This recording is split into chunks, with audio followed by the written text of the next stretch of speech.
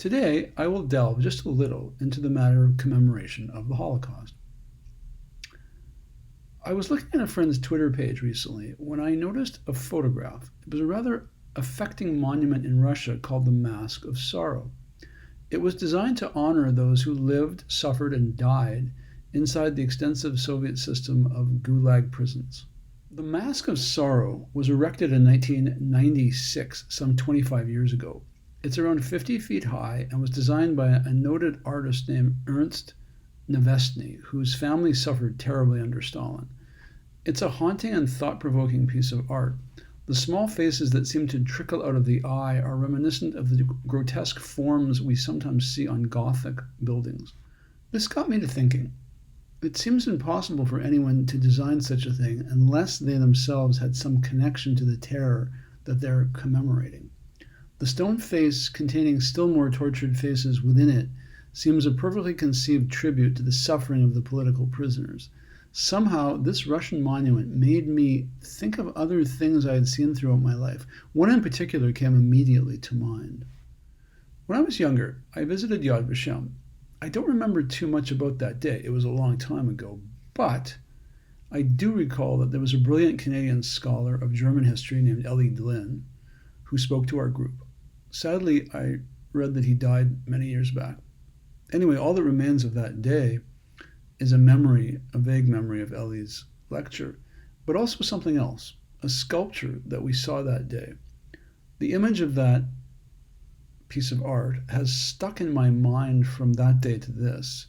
It was quite unforgettable, and I felt that others might feel similarly. This is the photo that I took of the commemorative sculpture that afternoon so long ago. The sculpture is in fact entitled Torah, though the name of the piece and the artist remained unknown to me until I started looking into what I had seen. The piece, Torah, seemed utterly original and haunting and powerful. It was designed to commemorate the victims who died at the Dachau camp. Though still a kid, I became instantly aware of how art can do things and go places that ordinary life does not permit. Like a flag turned upside down to evoke the notion of distress, something about the screaming bodies, skeletons really, seemingly floating horizontally, was disturbing in the extreme. The fact that they would be floating there perhaps for eternity, long after I would be dead, was equally upsetting, though it struck me that this may well have been what the artist was going for. The Yugoslavian artist, I guess Serbia on today's map, is named Nandor Glid. He was from a family of Orthodox Jews, all of whom perished in the Holocaust with the exception of a sister. During the war, Glid was a forced laborer and later joined up with a band of partisans and was wounded fighting against the Nazis. After the war, he turned his attention to using art to commemorate the suffering of those that the Nazis had murdered and oppressed and exploited and humiliated.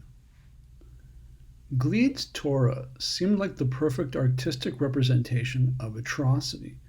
Though only a sculpture, so much more was implied by this work, including a sort of plaintive wail by the prisoners toward heaven, seemingly for relief from their suffering.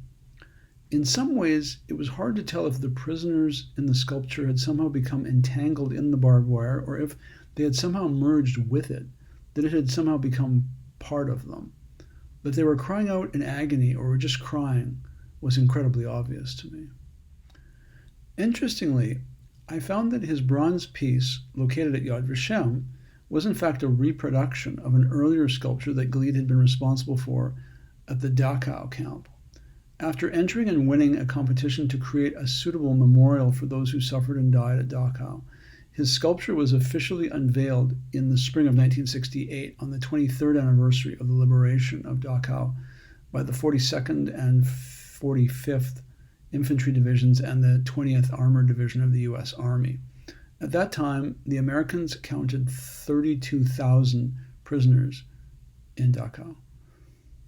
Ultimately, the Dachau commemorative sculpture was viewed as so powerful and evocative that eventually a second version of this sculpture was commissioned, about 11 years later, in 1979, outside Yad Vashem in Jerusalem.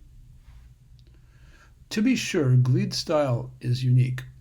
Here are other memorial sculptures that he created that are themselves reminiscent of the Dachau memorial, with bodies somehow subsumed into the larger sculpture. The contorting of limbs is an important theme that Gleed employs throughout his work. It seems designed to create a kind of distress in the viewer. The British art historian Herbert Read writes of something he calls geometry of fear, where there's an anxiety whenever viewers see the human body in some sort of a contorted context. In Gleed's Torah, this geometry of fear is certainly on display, with the contorted bodies and the limbs and the idea of the barbed wire all working together to evoke pain, suffering, fear, and death simultaneously. The oppression of innocent people is unmistakable to the viewer.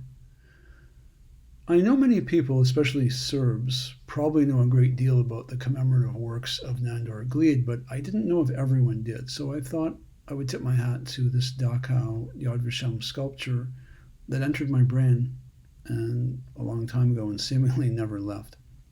In any case, I hope you found this enlightening. Thanks for watching.